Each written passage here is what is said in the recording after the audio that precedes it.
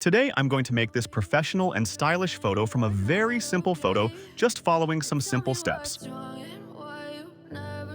Copy the link,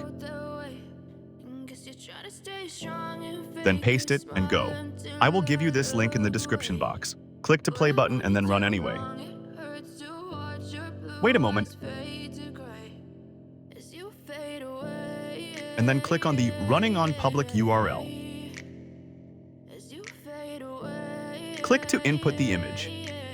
Then click on InPaint or OutPaint. Click to upload the photo you want to make professional. Press the Control key and scroll the mouse to zoom the web page so that you can brush the photo easily. I'm sorry that I'm so inconvenient, okay? Just let me be me and I'll stay out of your way. I can see the way you look at Now start selecting your image area very carefully. You wanna love me? Well then baby, have a taste. All the highs and the lows, no you'll never be the same. I don't really wanna hurt you, but I can't control the pain. If you're sticking by my side, just keep your face from the body and background.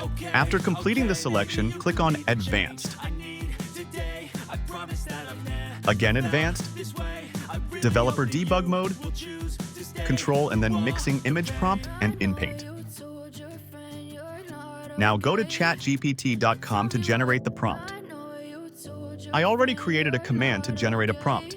You will get it in the description box. You can adjust or customize the way you want to get the output picture on AI tools.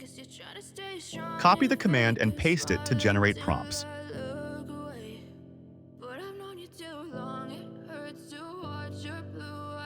Now just copy the prompt